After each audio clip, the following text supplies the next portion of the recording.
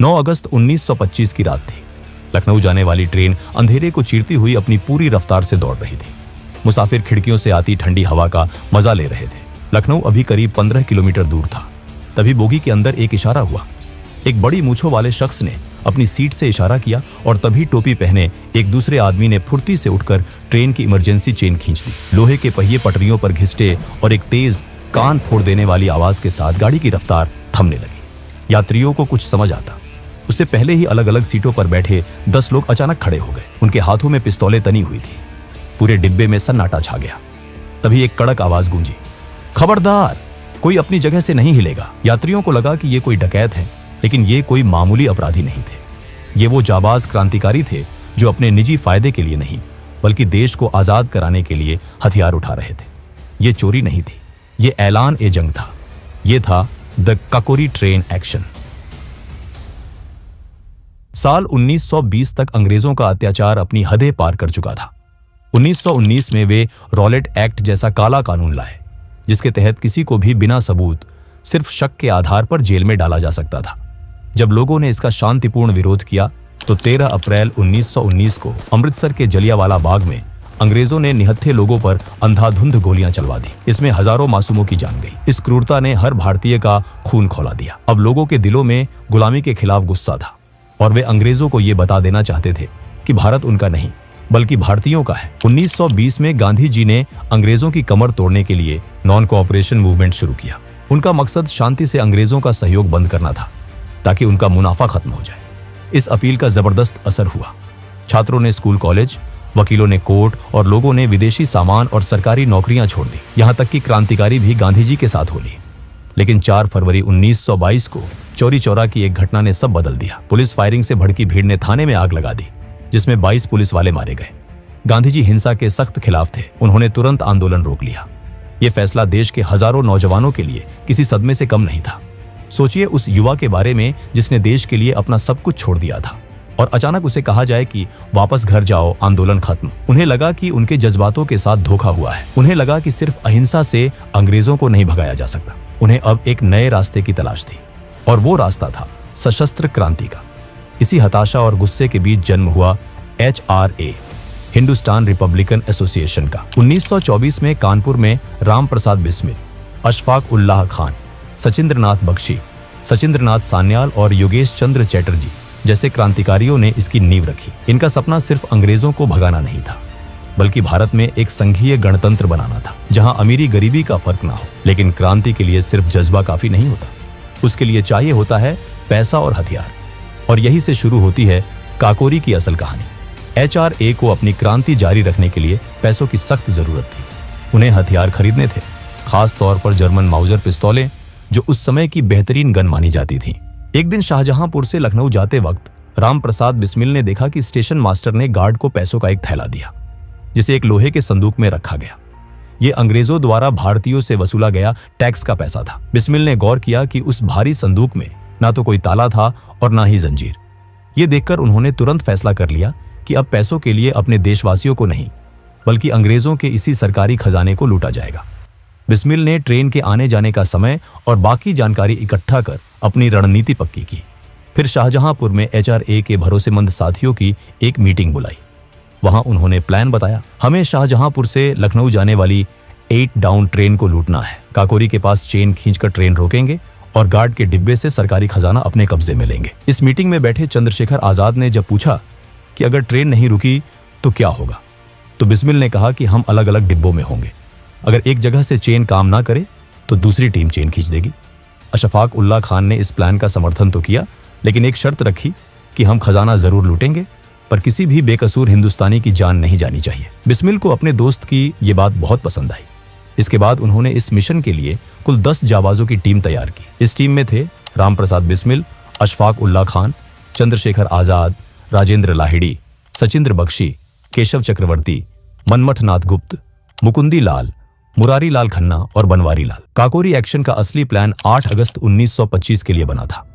क्रांतिकारी पूरी तैयारी के साथ स्टेशन पर पहुंचे भी थे, लेकिन उस दिन किस्मत ने साथ नहीं दिया। अंग्रेज सरकार की ट्रेनें वैसे तो हमेशा लेट होती थी, लेकिन उस दिन ट्रेन वक्त से पहले आ गई, इसलिए प्लान फेल हो गया। लेकिन उन्होंने हार नहीं मानी।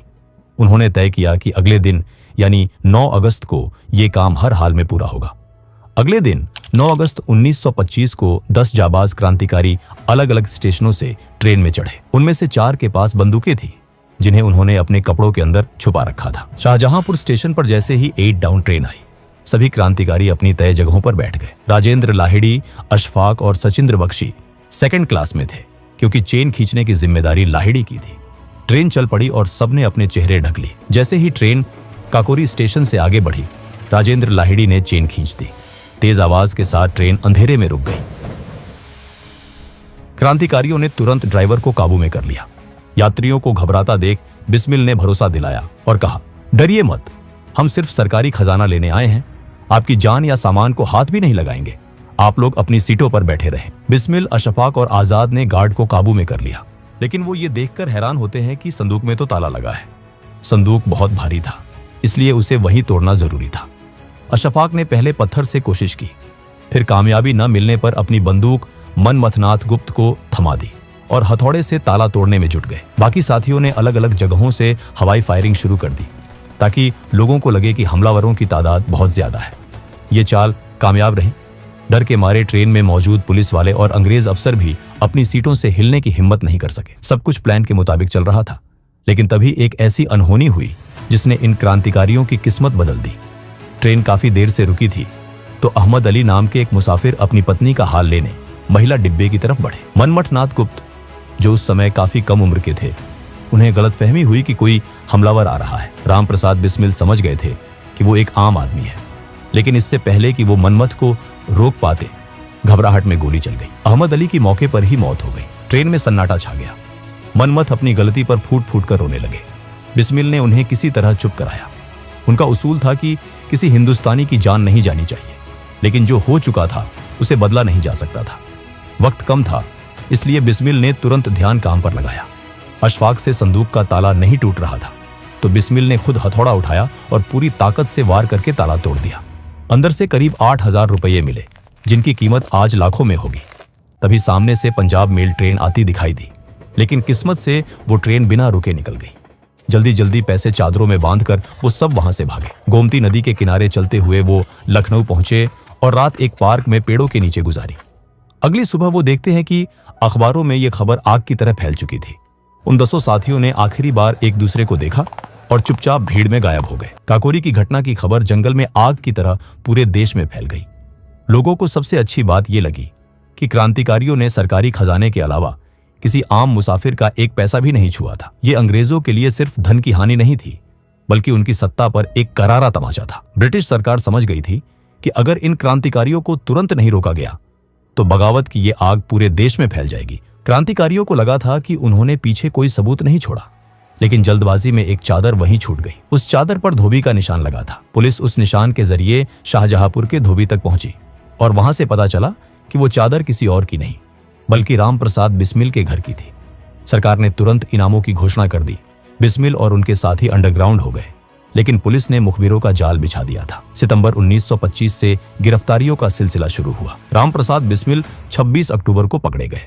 धीरे धीरे पूरा संगठन पुलिस की गिरफ्त में आ गया। सबसे दुखद बात यह रही कि इनमें से कई गिरफ्तारियां अपनों की गद्दारी की वजह से हुई। अशफाक उल्ला खान, जिस बचपन के दोस्त के घर छिपे थे, उसी ने इनाम के लालच में पुलिस को खबर दे दी। लेकिन एक शेर था जो पुलिस के हाथ नहीं आया। वो थे चंद्रशेखर आजाद। वो पुलिस को चकमा देकर फरार हो गए। पुलिस ने HRA के कुल 40 से ज्यादा लोगों को गिरफ्तार किया। जेल में पुलिस ने इन वीरों को तोड़ने के लिए हर हथकंडा अपनाया। सख्ती की गई और लालच भी दिया गया। ज्यादातर क्रांतिकारी तो चट्टान की तरह डटे रहे, लेकिन बनवारी लाल पुलिस के दबाव में टूट गए। उन्होंने सरकारी गवाह बनकर संगठन के सारे राज्य खोल दिए। अदालत में करीब 1.5 साल तक मुकदमा चला। रामप्रसाद बिस्मिल ने अपना केस खुद लड़ने का फैसला किया।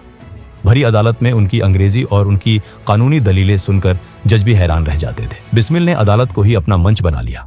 वो वहां अपने विचार रखते ताकि अखबारों के जरिए जनता तक उनकी बात पहुंचे। अंग्रेज सरकार डर गई कि कहीं बिस्मिल अपनी बातों से लोगों को और प्रभावित ना कर दें, इसलिए बाद में उन्हें खुद पैरवी करने से रोक दिया गया। सरकार का मकसद इंसाफ करना नहीं, बल्कि इतनी भयानक सजा देना था कि भविष्य में कोई भी भारतीय अंग्रेजों के खिलाफ सर उठाने की हिम्मत न कर सके।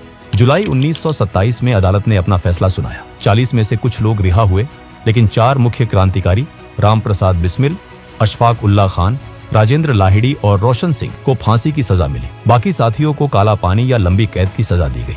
देश भर में इसके खिलाफ प्रदर्शन हुए और रहम की अपील की गई, लेकिन अंग्रेजों को जनता में खौफ पैदा करना था, इसलिए उन्होंने सारी अपीलें ठुकरा दी। सजा सुनाए जाने के बाद और फांसी के बीच का जो वक्त था वो बहुत भावुक था। राम प्रसाद बिस्मिल एक कट्टर आर्य समाजी हिंदू थे और अशफाक उल्ला खान एक पक्के नमाजी मुसलमान, लेकिन इन दोनों की दोस्ती ने सांप्रदायिक सौहार्द की ऐसी मिसाल कायम की जो आज तक दी जाती है। बिस्मिल अक्सर मजाक में अशफाक से कहते थे, तुम तो मुसलमान हो, तुम्हें तो जन्नत में हुरें मिलेंगी, हमें क्या मिलेगा। इस पर अशफाक हंसते और कहते, पंडित जी, अगर जन्नत में आप नहीं होंगे तो वो जन्नत किस काम की। जेल से अपनी आखिरी चिट्ठी में बिस्मिल ने देशवासियों से अपील की थी, अगर मेरी मौत से कुछ हासिल हो सकता है तो वो हिंदू मुस्लिम एकता होनी चाहिए। अशफाक ने भी लिखा कि वो खुशनसीब है कि देश के लिए फांसी पर चढ़ने वाले पहले मुसलमान बन रहे हैं। मर्सी पिटिशंस खारिज हो चुकी थी, ब्रिटिश सरकार खून की प्यासी थी। गांधी जी पर भी आरोप लगते हैं कि उन्होंने इन क्रांतिकारियों को बचाने के लिए उतना जोर नहीं लगाया जितना बाद में भगत सिंह के लिए या इरविन समझौते के समय लगाया था। दिसंबर 1927 का वो सर्द महीना आ गया। सरकार को डर था कि अगर सबको एक जगह फांसी दी गई तो जनता भड़क सकती है, इसलिए सबको अलग अलग जेलों में भेजा गया। राजेंद्र लाहिड़ी को तय तारीख से 2 दिन पहले ही 17 दिसंबर को घोड़ा जेल में फांसी दे दी गई। वो हंसते हुए फांसी पर झूल गए। राम प्रसाद बिस्मिल को 19 दिसंबर गोरखपुर जेल में फांसी दिया गया। जब जल्लाद ने पूछा कोई आखिरी ख्वाहिश, तो वो बोले, मैं ब्रिटिश साम्राज्य का विनाश चाहता हूं। फिर जोर से वंदे मातरम और जय हिंद का नारा लगाकर फंदे को चूम लिया। अशफाक उल्ला खान को 19 दिसंबर फैजाबाद जेल में फांसी दी गई। इन फांसियों ने आंदोलन को खत्म नहीं किया, बल्कि उसमें घी डाल दिया। HRA खत्म हुआ तो उसकी राख से HSRA, Hindustan socialist Republican association का जन्म हुआ। चंद्रशेखर आजाद ने भगत सिंह, सुखदेव और राजगुरु के साथ मिलकर मशाल थामी और इनकलाब का नारा बुलंद किया। सालों तक अंग्रेजों को चकमा देने के बाद 27 फरवरी 1931 को इलाहाबाद के अल्फ्रेड पार्क में पुलिस से घिर जाने पर आजाद ने अपनी पिस्तौल की आखिरी गोली खुद को मार ली। वो जीते जी कभी अंग्रेजों के हाथ नहीं आए और आजाद ही दुनिया से विदा हुए।